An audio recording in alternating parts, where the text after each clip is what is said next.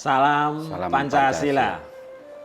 Teman-teman yang berbahagia, Jaringan Nusantara Center, Jaringan Pusaka Indonesia, dan Jaringan FOKO, Forum Komunikasi Purnawirawan TNI Polri. Kita bertemu kembali pada podcast yang kesekian kali untuk menguatkan, mendiskusikan, mendiseminasikan, dan menyampaikan banyak hal yang berhubungan dengan program kuliah kelas karakter konstitusi. Hari ini saya di studio kedatangan guru, kawan, sekaligus aktivis sosial politik. Namanya Pak Daniel Akbar.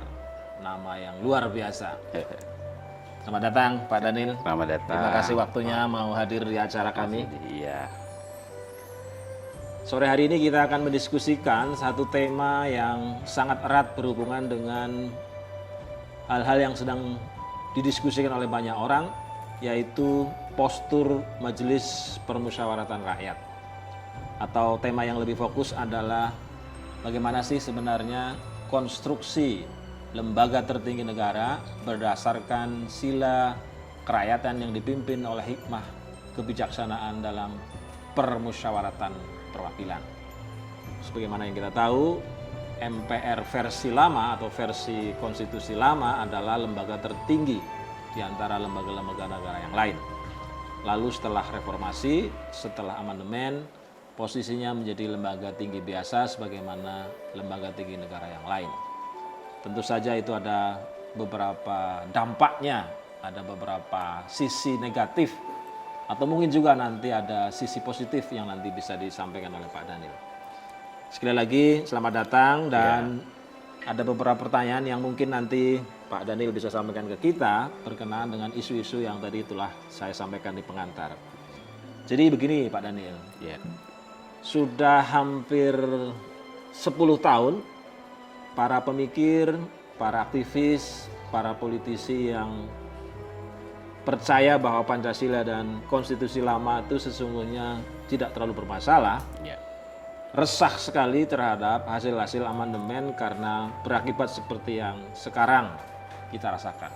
Salah satunya adalah akibat tiadanya MPR sebagai lembaga tertinggi, di mana lembaga itu sebenarnya nanti bertugas menyusun garis-garis besar haluan negara.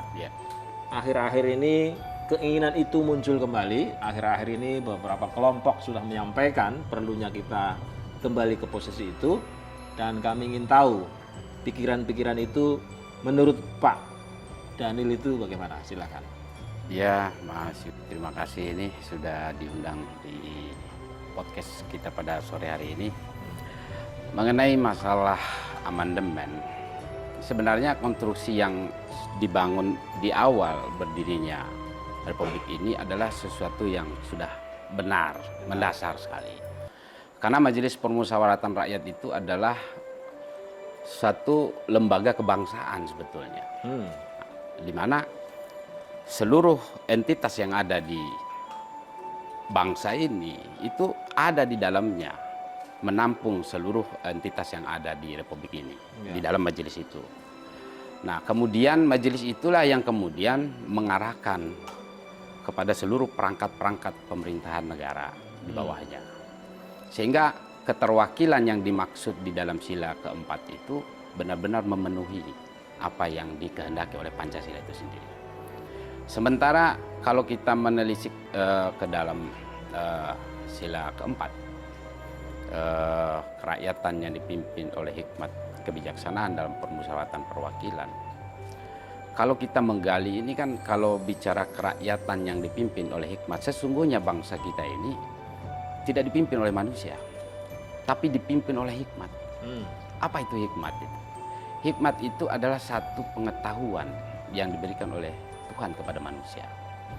Nah, artinya otoritas hikmat itu adalah otoritas Tuhan. Maka rujukannya kata hikmat ini adalah ke sila pertama. Nah, kebijaksanaan itulah milik manusia.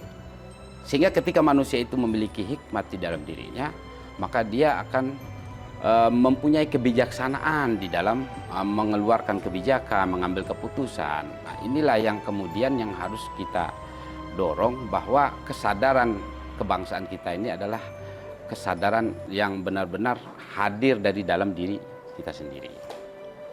Jadi kalau kita merujuk pada sila keempat itu, sekularisasi menjadi tidak sah di Republik ini. Maksudnya? Sekularisasi itu kan usaha untuk memisahkan kepercayaan orang dengan yang dipercayainya. Kepercayaan orang dengan yang Jadi dipercayai. misalnya seorang Islam lalu dipisahkan dari kepercayaan saya kepada Tuhan, itu sekularisasi. Usaha-usaha seperti itu kan luar biasa di mana-mana. Oh, tidak ada sekularisasi di dalam sistem berpancasila sebenarnya. Mengakui seluruh keyakinan yang ada.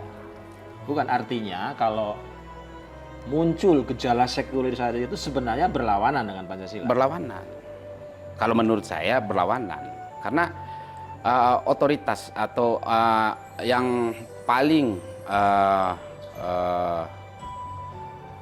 domain daripada membicarakan tentang Tuhan itu kan ada ajaran-ajaran yang memang dihadirkan oleh apakah leluhur bangsa ini ataupun agama-agama yang ada. Itu juga mengajarkan tentang ketuhanan. Nah, disitulah otoritasnya yang membicarakan. Itu juga yang menyebabkan kita menolak komunisme dan ateisme. Ya kalau kita merujuk kepada sila pertama sebagai sila yang fundamental, tentu kita akan menolak itu. Tapi kalau kita bicara masuk ke dalam wilayah sila kedua, kan udah bicara kemanusiaan yang adil dan beradab. Tapi apapun bentuknya, ajaran-ajaran itu pasti mengajarkan manusia itu untuk berkeadilan dan berkeadaban. Nah, sekarang pertanyaan begini, kalau orang-orang yang kebetulan jadi elit itu tidak bisa menangkap hikmat, bagaimana caranya agar mereka bisa nangkap? Nah, dia harus melatih dirinya dekat dengan Tuhan. Metodologinya apa yang bisa kita sampaikan kepada Ya, mereka? kalau di dalam Islam misalnya dia sering berzikir, mengingat Tuhannya, ataupun dengan metode-metode ajaran-ajaran lain juga banyak kan mengajarkan tentang itu. Yang paling penting adalah bagaimana dia sebagai pribadi manusia yang berpancasila itu dibimbing oleh Tuhannya di dalam menggerakkan satu sistem pemerintahan. Itu yang paling penting kalau menurut tafsir yang saya pahami di dalam Pancasila, terutama sila keempat itu. Iya, saya setuju dengan pikiran-pikiran seperti itu. Yang jadi masalah kan ketika kita tidak menemukan orang yang duduk di MPR, orang yang duduk di DPR, orang yang jadi menteri, bahkan orang yang jadi presiden itu nggak terhubung dengan hikmah itu. Bagaimana caranya? Nah, itulah sekarang yang kita alami sekarang ini kan. Nah, akhirnya negara tidak terarah kepada satu tujuan yang berdasarkan nilai-nilai kebenaran, nilai-nilai Pancasila itu sendiri, nilai-nilai luhur bangsa Indonesia. Artinya dari frame yang memang dibangun oleh sistem yang sekarang ini itu benar-benar sudah menyimpang jauh dari Lalu nilai-nilai cara Pancasila. mengembalikannya bagaimana? Ya harus ada kesadaran kolektif masyarakat, pemerintah itu harus dibangun. Dia harus mulai mengkaji dengan benar dasar daripada Pancasila ini sebetulnya seperti apa yang dikehendakinya. Banyak yang tahu tapi kok tidak bisa melakukannya gitu. Banyak yang mengerti tapi kok tidak punya daya. Nah, ini yang kemudian yang menjadi masalah ini kan bagaimana membangun keberdayaan daripada masyarakat dan pemerintah ini secara menyeluruh. Kalau konteksnya Indonesia, lembaga apa yang paling berkewajiban melaksanakan itu? Kan hampir semua orang di lembaga apapun hari ini merasa bahwa yang aku kerjakan tidak ada urusannya dengan God, tidak ada urusannya dengan Tuhan, tidak ada urusannya dengan ketuhanan yang Maha Esa, lalu menjadi sekuler, lalu membuat undang-undang yang seakan-akan tidak pernah punya niat baik untuk bekerja bagi seluruh rakyat Indonesia. Nah, karena kita bicara lembaga, bicara negara dan bicara lembaga mana yang paling bertanggung jawab terhadap hilangnya visi ketuhanan itu? Artinya kalau secara umum itu keseluruhan lembaga itu punya kewajiban moral. Kewajiban moral untuk bagaimana caranya kesadaran berpancasila benar-benar tumbuh. Nah, cuman kalau sekarang kan ada BPIP, tapi efektivitas dan efisiensi di dalam menggerakkan kesadaran itu juga tidak berjalan maksimal kan kita lihat. Nah, ini yang kemudian harus dirumuskan kembali agar benar-benar ada satu lembaga yang memang khusus untuk melakukan pembinaan yang yang benar-benar fundamental berdasarkan nilai-nilai dasar Pancasila itu. Nah ini penting saudara-saudara, Pak Daniel bilang yang paling bertanggung jawab dan paling pas menggerakkan kembali persoalan-persoalan kehikmatan, persoalan-persoalan spiritual, persoalan-persoalan ketuhanan adalah BPIP hari ini. Nah teman-teman yang bekerja di BPIP, teman-teman yang menjadi konsultan BPIP, teman-teman yang selama ini menganggap bahwa BPIP itu adalah lembaga yang paling bertanggung jawab, mohon ini diperhatikan ya. Beliau memberikan saran kepada kita, beliau memberikan usul kepada kita dan kepada semua rakyat Indonesia. Seharusnya BPIP itu adalah lembaga yang paling bertanggung jawab untuk menghidupkan kembali persoalan-persoalan kehikmatan. Kalau kita tidak bisa berharap ke BPIP, ke lembaga apa lagi kira-kira? Artinya kalau secara sosial kan masyarakat punya kelembagaannya masing-masing, secara kultural kan. Nah itu juga tidak punya kewajiban, tapi punya ada moral yang harus dia jalankan untuk membantu bagaimana kehikmatan itu bisa berjalan di tengah kehidupan masyarakat. Apa contohnya lembaga-lembaga itu? Ya mungkin lembaga keagamaan juga bisa mewakili itu, lembaga-lembaga spiritual, ya kan, lembaga-lembaga kebudayaan juga membina kehikmatan juga gitu. Hanya sentuhannya agak berbeda mungkin dengan sentuhan religius itu. Nah, hal ini yang kemudian harus dirumuskan secara menyeluruh, ya kan, oleh seluruh komponen yang ada agar benar-benar mampu mewujudkan nilai-nilai Pancasila ini benar-benar sesuai dengan apa yang menjadi kehendak Pancasila itu sendiri.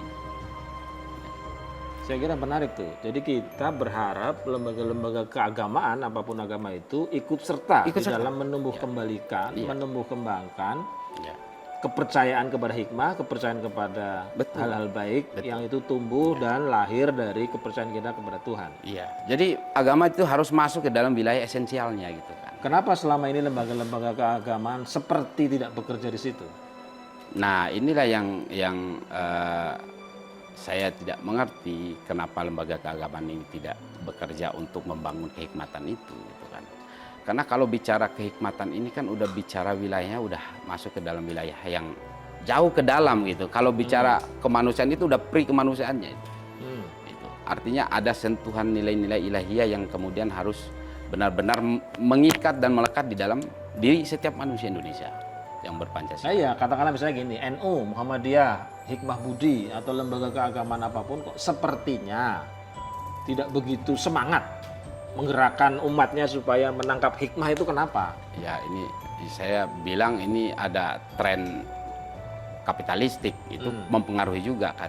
Tren dunia, tren zaman itu mempengaruhi juga sehingga apa yang menjadi ajaran-ajaran luhur dari para pendahulu itu kan tidak lagi tumbuh dan berkembang seperti apa yang diinginkan oleh para pendiri bangsa. Jadi Untuk ada pengaruh. virus, ada pengaruh dari pasti. luar, Iya. sehingga mereka seperti lupa Betul. pada ajaran-ajaran lama yang sebenarnya masih diperlukan saat ini. Sangat diperlukan, bukan saja diperlukan, itu satu kebutuhan bagi bangsa dan negara. Kebutuhan kita untuk bisa memasuki ke dalam gerbang kemerdekaan bangsa Indonesia ini kan ada warisan luhur yang kemudian kita tinggalkan. Ajaran spiritualisme itu adalah warisan luhur kita. Ya. Jadi bangsa ini dikenal dengan bangsa spiritual. Kita bisa identifikasi di mana letaknya. Lihat aja bangunan-bangunan yang menjadi monumental itu seperti Borobudur. Itu kan sentuhan spiritualnya begitu kental. Kemudian ada bangunan-bangunan peninggalan para pemuka agama, para wali dan sebagainya. Ini kan udah masuk ke dalam wilayah spiritual, cuman spiritual keagamaan kan gitu. Ada juga spiritual kebudayaan juga, mereka teman-teman juga melakukan pengembangan dalam aspek itu. Tapi intinya adalah bagaimana di dalam kehidupan kebangsaan kita ini, baik sebagai personal ataupun sebagai satu bangsa, kita dibimbing oleh Tuhan. Membangun peradaban yang benar-benar sesuai dengan apa yang menjadi kehendak. Kalau lembaga formal seperti BPIP sudah tidak peduli, kalau lembaga-lembaga keagamaan tidak peduli, kita mau ngapain? Ya harus revolusi. Negara ini revolusi itu sudah menjadi kebutuhan bagi bangsa dan negara ini. Makanya Bung Karno, kita ini kan secara sadar mau tidak mau harus mengakui bahwa bangsa dan negara ini lahir dari proses revolusi. Kalau revolusinya tidak menyertakan kehikmatan, hasilnya kan nggak bagus juga. Ya, artinya revolusi ini bukan satu peristiwa yang berdarah-darah, bukan kita harus benturan satu sama lain, tidak. Ya. Tapi revolusi yang dimaksud ini adalah bagaimana bangsa Indonesia ini melakukan penyempurnaan kehidupannya sebagai suatu bangsa. Jadi menyempurnakan jalan hidupnya gitu kan. Ketika sekarang sudah banyak virus, bagaimana caranya mencegah virus itu tidak terjadi. Dia konsisten dengan Pancasila itu sampai pada nanti bangsa ini sampai pada puncak kesempurnaannya sebagai sebuah bangsa yang merdeka. Berarti termasuk merevolusi sistem kelembagaan negara yang Ya, automatically. Kalau sudah ada kajian strategisnya tentang Pancasila itu yang sesuai dengan dasarnya sendiri, pasti kan ada proses perubahan dalam skala yang lebih besar lagi ketika banyak lembaga-lembaga itu mengalami pergeseran nilai, pergeseran daripada tujuan pembentukan lembaga itu sendiri, atau menyimpang jauh dari nilai-nilai dasar Pancasila. Ini kan harus direvolusi semuanya. Nah, revolusi ini bukan sesuatu yang sifatnya kita harus melakukan demo dan sebagainya, tidak. Tapi upaya bersama seluruh bangsa ini untuk melakukan penyempurnaan hidup sebagai bangsa yang merdeka. Dengan nilai dasarnya adalah Pancasila, tetap berpedoman pada dasar itu. Itu yang dimaksudkan kan mungkin oleh Bung praksisnya gini Pak Daniel. Kita boleh aja teriak revolusi, kita boleh saja mengajak orang lain melakukan perbaikan. Yang jadi masalah, semua orang sekarang sepertinya sudah tidak peduli terhadap itu.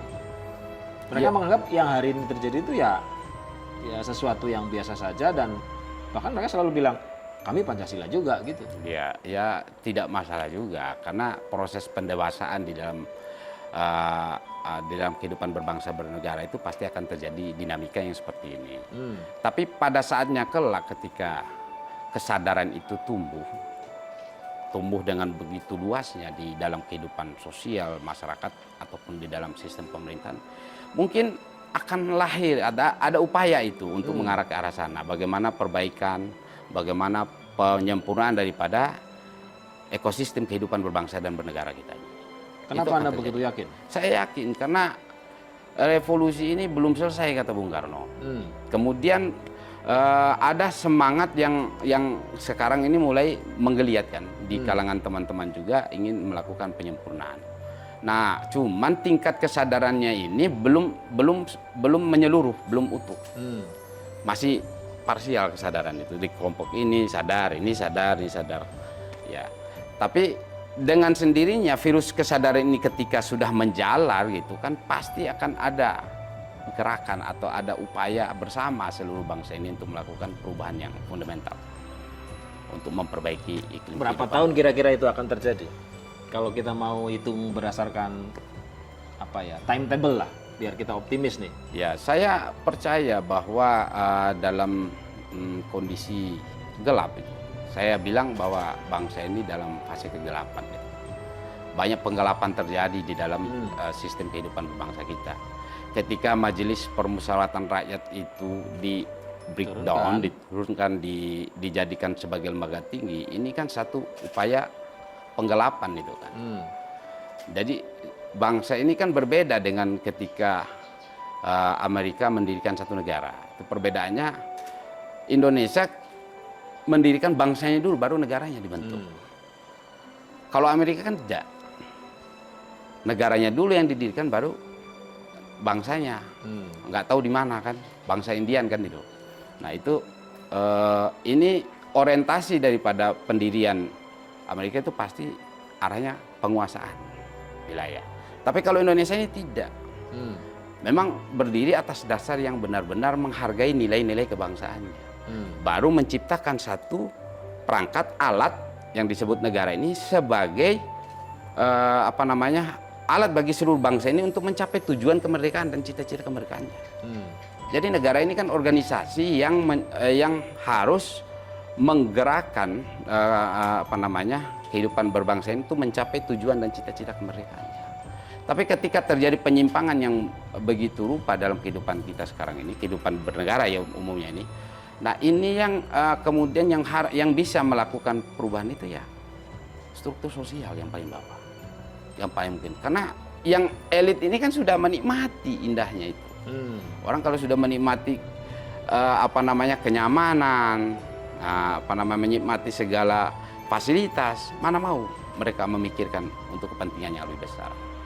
Nah, Jadi ada PR besar ya PR buat besar, kita betul, semua betul. supaya virus-virus kesadaran ini meningkat, betul. membesar, Ya, lalu melakukan revolusi, walaupun revolusi dalam pengertian yang baru karena tidak harus berbenturan, betul. tidak harus berdarah-darah, Tidak. tapi revolusi sebagai usaha memperbaiki bersama. Ya, memperbaiki kehidupan, menyempurnakan wujud daripada bangsa dan negara ini sebagaimana cita-cita luhur para pendiri bangsa ini. Pemirsa, ini menarik sekali beberapa hipotesa Pak Daniel. Salah satunya adalah revolusi yang berbeda dengan revolusi yang dimaksud oleh banyak orang. Yang kedua soal penyempurnaan. Ya, banyak orang justru bilang harus antitesa. Kalau antitesa kan biasanya benturan. Beliau justru menyarankan dan memberi hipotesa soal penyempurnaan. Jadi lebih soft, lebih manusiawi karena orang adalah tumbuh, tapi tidak sekedar tumbuh, dia harus menjadi lebih baik dari masa-masa sebelumnya. Pak Daniel, terima kasih sekali beberapa tema, beberapa pikiran dan waktunya atas kehadiran sekaligus ilmu yang telah tadi disampaikan. Moga-moga bermanfaat buat kita semua. Amin. Pemirsa, itulah tadi diskusi saya dengan Pak Daniel selaku aktivis sosial politik yang dengan sangat baik memberikan pernyataan-pernyataan berhubungan dengan sila keempat kerakyatan yang dipimpin oleh hikmat kebijaksanaan dalam permusyawaratan, yang ia ternyata binded atau terhubung dengan sila pertama, di mana sila pertama memberikan guidance berupa kehikmatan, satu ilmu pengetahuan yang bersumber dari Tuhan yang membedakannya dengan kebijaksanaan karena kebijaksanaan itu bersumber dari manusia atau bersumber dari warga negara Indonesia. Sekali lagi saya mengucapkan terima kasih. Sekali lagi teman-teman, jangan lupa podcast ini akan terus berlanjut dengan ide dan gagasan yang lain. Intinya nanti kita akan ketemu pada tanggal 29 Juli sebagai cara kita merayakan keberagamaan, merayakan pluralisme, merayakan Pancasila dalam sebuah temu Parade Nusantara. Saya Yudi Haryono mengucapkan terima kasih dan salam Pancasila.